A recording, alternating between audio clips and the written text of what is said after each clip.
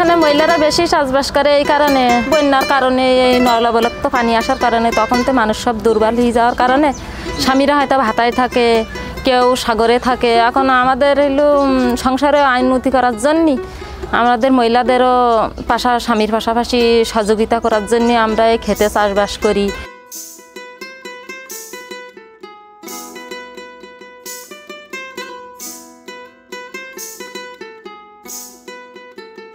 পুরুষ আমাদের বাড়িতে খন্দ খুব কম লাগায়।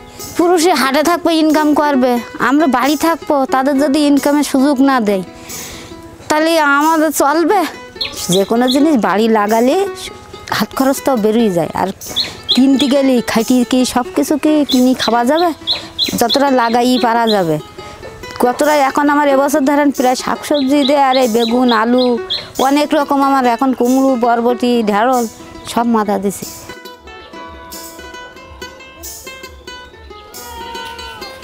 সাজিদা ফাউন্ডেশনের ইউরোপ থেকে আমাদের বিটরুট দিয়েছে। বিটরুটের পাশাপাশি আমরা আমাদের যারা 5 জনের একটা খেত আছে, তো 5 জন সবাই একসঙ্গে থেকে টাকা উঠেছি।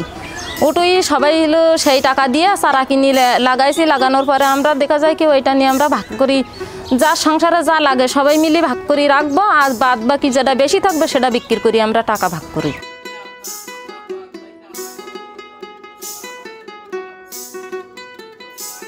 বিটকপির সাথে আমরা যে শাকসবজি লাগাইছি ওটাও আমাদের লাভ, ধরেন খাওয়াও চলে, বিক্রিও চলে, কিন্তু সেটা তো সময় মতন না লাগালে তো বিক্রি করা যায় না।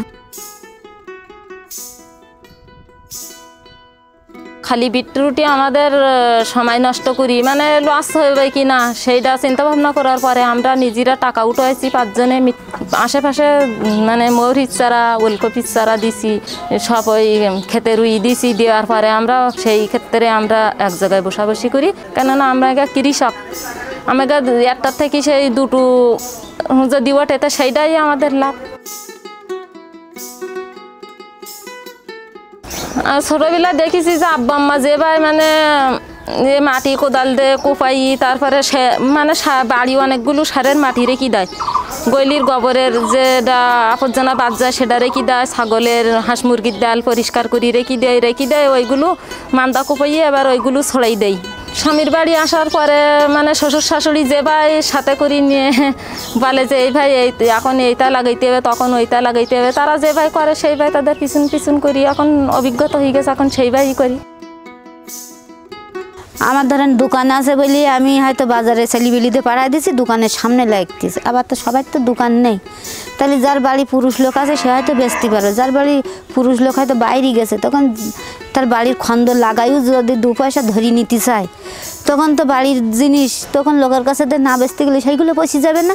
মাই আছে বলি হয়তো বাবার দোকানে এনে দিচ্ছে, যখন ওরা না থাকবে ওর বাবা নিয়ে বেচতে বসবে। এইভাবে যার মানুষ না থাকে তখন তো সে জিনিস নষ্টই হবে। যে কীটনাশক দোকানের থেকে কেনা হয় এটা দেওয়া থাকলে খালি অনেক সময় রোগ আক্রান্ত হয়। যদি নিজে বাড়ি কীটনাশক বানাই ব্যবহার করা হয় তো সেইটা সবচেয়ে সুবিধাজনক হয়, পোকামাকড় সেভাবে ওতে লাগেও না। আর বাজারের কীটনাশক দেওয়ার পরে কোনো কারণবশত বেশি মাত্রা পড়ে যায়, তো আমার ফলটা গাছটা সব নষ্ট হয়ে যায়।